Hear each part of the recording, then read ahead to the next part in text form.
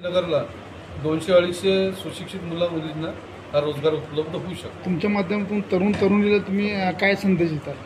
त्यांनी काही करून दाखवायची जिद्द असेल तर त्यांनी काम करण्याची जिद्द असेल तर पठाण सर आणि शकिला मॅडमला भेटावे। आपलं नाव?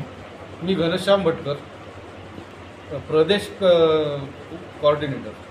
काय सांगणार आज याच युवकांना बेरोजगारांना युवक तुमच्या माध्यमातून भेटणार आहे अन्न सुरक्षा प्रशिक्षणाचे आणि तुमच्या संस्थेच्या माध्यमातून जे आज तुम्ही कार्यक्रम घेतला, युवकांना काय आवाहन करणार? युवकांना हे सांगणार आहे की आज बेरोजगारी वाढलेली, कुठल्या प्रकारे शासकीय नोकऱ्या नाहीत, कंत्राटीकरण झालेले, तर ही एक रोजगाराची संधी आहे। आमचं असं म्हणणं आहे की जास्तीत जास्त रोजगाराने आमच्या संपर्क साधल्यानंतर आमचं सरांनी जसं म्हणलं की बा शहरामध्ये 200-250, पण माझं एक उद्दिष्ट आहे की जिल्ह्यामध्ये किमान 10,000 लोकांना मी रोजगार देणार आणि चांगल्या पद्धतीनं पारदर्शक हा कारभार करणार आहे। आणि गोरगरीब जे खाद्यपदार्थ विक्रेता जो काही क्षेत्रातला असेल त्या सर्वांना हे फास्टॅग नावाचं प्रमाणपत्र घेण्यासाठी त्यांना म्हणजे प्रवृत्त करणार, त्यांच्यामध्ये जागृती करणार किंवा हे का घ्यायचं, कशा पद्धतीनं, आणि यासाठी काम करणारी जी यंत्रणा आहे, जी मुलांची टीम आहे, जास्तीत जास्त करून त्यांना सांगणार। आज तुमच्या संस्थेच्या मार्फत जे छत्रपती संभाजीनगरमध्ये तुम्ही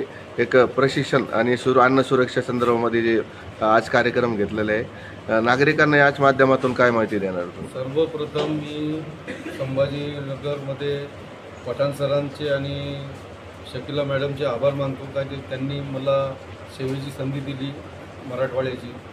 आणि जे जनता आहे, जनताला स्वच्छ व सुरक्षित अन्न प्रत्येक ठिकाणी मिळालं पाहिजे, प्रत्येकाने स्वच्छता ठेवायला पाहिजे आणि जनतेचं आरोग्य सुखमय व्हायला पाहिजे। त्याकरिता हे ट्रेनिंग कार्यक्रम होणार आहेत भविष्यामध्ये। आणि पठाण सरांनी हे कार्यक्रम इथं आणलं या तुमच्या संभाजीनगरला, म्हणून मी त्यांचे मनपूर्वक आभार मानतो। आणि भविष्यामध्ये याचे भरपूर कार्यक्रम होणार आहेत, पत्रकार बंधूंना भरपूर प्रश्न विचारायची संधी राहणार आहे आणि येणाऱ्या काळात 1 महिन्याच्या आत आपण डबल भेटू। आणि याच माध्यमातून किती युवकांना रोजगार भेटणार मराठवाड्याच्या?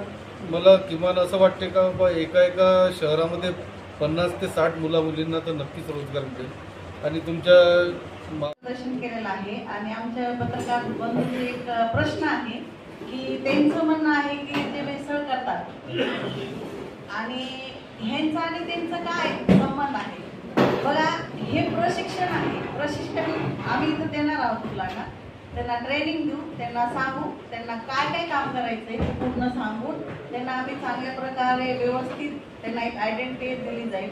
आणि जितके बी आमचे कर्मचारी राहतील, मुलं राहतील, ते सर्व्हिस करतील आमच्याकडे, तर माझं एकच म्हणणं आहे की बघा, गव्हर्नमेंटचे जे ऑफिस असतात ते त्यांचं काम वेगळं आहे आणि आमचं काम वेगळं आहे। आम्ही फक्त जाणार आणि मुलांना सांगणार की तुम्ही फक्त इथं येऊन सर्वे करणं हे यांचं काम राहील। त्यांनी सर्वे करायचा, फॉर्म भरून आमच्याकडे आणायचा। जर कुणी तक्रार केली तर आम्ही स्वतः जे ऑफिस आहे तिथं अन्न पुरवठा वगैरे आहे त्यांच्या ऑफिसमध्ये जाऊन आम्ही सांगू की आमच्याकडे अशाच तक्रार आलेली आहे, याच्याबद्दल तुमचं काय म्हणणं आहे?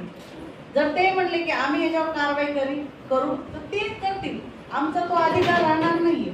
फक्त आमचा एकच अधिकार राहील की आम्ही ट्रेनिंग देऊ, चांगल्या प्रकारे सर्वे करू मुलांना। आज तुम्ही बघितलं असेल काळाची गरज आहे।